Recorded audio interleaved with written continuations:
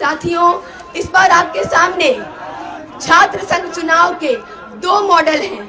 एक मॉडल है भौकाली और दबदबे का, जहां पर पिज्जा, बर्गर, मोमो चल रहा है, जहां पर दमन चल रहा है। एक हाइपर मैस्कुलिन मॉडल है, जहां पर महिलाओं की भागीदारी को खत्म किया जा रहा है, जहां महिलाएं आ भी रही है तो टोकन आ रही है।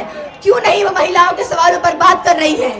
इसके बरक्स आयशा का आंदोलनकारी मॉडल है, महिलाओं की भागीदारी का मॉडल है, हाशिए के तबके के स्टूडेंट्स की भागीदारी का मॉडल है, लड़ाई पढ़ाई की मॉडल है, सवाल पूछने वाला मॉडल है।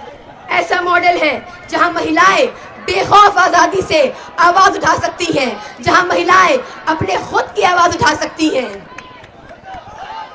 साथियों, इस बार इस दूसरे मॉडल को उखाड़ फेंकना है और जो आंदोलनकारी मॉडल है उसको चुनना है।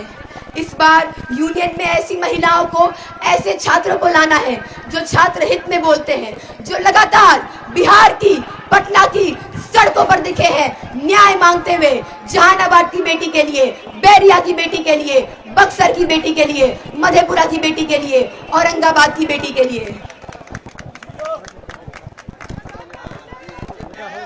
छात्रों, हम देखते हैं कि पूरे बिहार भर में जो युवाओं के, छात्रों के दो सबसे बड़े सवाल हैं, शिक्षा का और रोजगार का।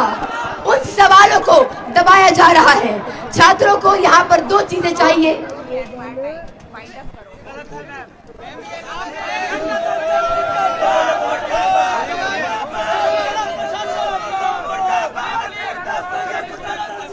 शिक्षा और रोजगार का जो सवाल है यहाँ पर, उसको दबाया जा रहा है शिक्षा माफियों के द्वारा, और इन शिक्षा माफियों को संरक्षण देती है राज्य में बैठी हमारी सरकार, केंद्र में बैठी हमारी सरकार और उनके सरकारी छात्र संगठन।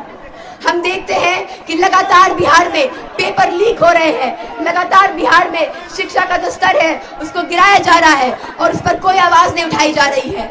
हम पूछते हैं कि जो छात्र शिक्षा और रोजगार की मांग कर रहे हैं, सड़कों पर उतरे हुए हैं, उनके साथ आप क्यों नहीं दिखते हैं। महिला सुरक्षा के नाम पर आप वोट मांगते हैं, तो महिलाओं के साथ आप सड़कों पर क्यों नहीं दिखते हैं। आयशा इस बार मांग कर रहा है कि पूरे बिहार भर में जो पेपर लीक का मामला है उस पर अगर आयशा पूसू में चुनकर आता है तो पेपर लीक पर वो बोलेगा। टीचर्स ट्रेनिंग क्वार्टर में, टीचर्स ट्रेनिंग कॉलेज में जो महिलाएं तैयारी कर रही है उनको टीआरई में मौका मिले, इसके लिए आयशा आयोग से लड़ेगा।